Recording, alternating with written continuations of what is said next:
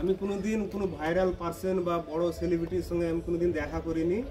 তো আমরা চেন্নাইয়ে কাজ করি আর উনিও চেন্নাই করে, এটাও বড় একজন ক্রিয়েটার, ঠিক আছে। কোনোদিন বড় পার্সনের মিট আপে বলো, আমাদের লালবাগে মতিঝিলে মিট আপ হয়, বিভিন্ন জায়গায় মিট আপ হয়, কোনোদিন আমি কোনো মিট আপে মানে ফেসবুকে বা ইউটিউবে দেখেছি, যাইনি।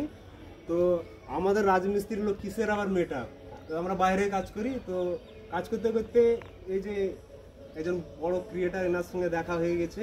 তো কবে থেকেই আমার ইচ্ছা ছিল যে কোনো মানুষকে যদি দেখি, যখন ওনাকে পাশে মানে সামনাসামনি দেখি, আমার তো বিশ্বাসই হয়নি, প্লাস হাত পা কেমন একটা যেন কাঁপছিল যখন ওনাকে সামনাসামনি দেখলাম। তো যাই হোক, মানুষটা এত ফ্রেন্ডলিভাবে মিশলো যে আমার সঙ্গে কথা বললো, যে মানে যে আমার একটা ভয় ছিল, ভয়টা প্রায় কেটে গেল।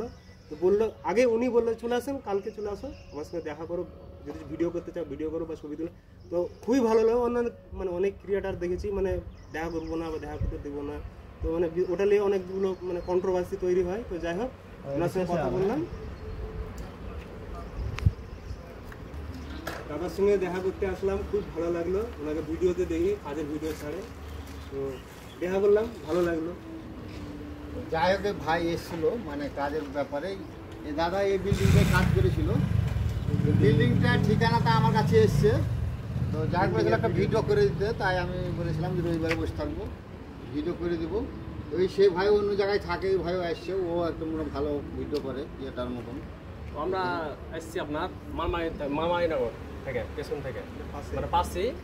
এই দাদাটা এসছে, দাদাও ভালো ভিডিও করে, তোমরা একদম দাদাকে লাইক কমেন্ট করে দিবে। এই দাদা তো আছে, জানতো না, আমার নিজের দাদা, বুঝতে পারছো তোমরা। ভাই ভিডিওটা একদম ভালো করে দিয়ে দিও, লাইক টাইক করে দিও, আশা পূর্ণটা করে দিও। ভাইয়ের ব্যাপার হচ্ছে কি, যে ভাইকে একটু ভালোবাসা দিও, যেন আমার একটু নাম থাকে, যা ভাই একটা ভিডিও করে দিয়েছে, ভাইরাল হয়েছে। আমি আমার যত ভাই যারা ভিডিওটা দেখবে একটু লাইক কমেন্ট করে দিও, ভালো করে দিবে দাদাটাকে, নতুন এসছে।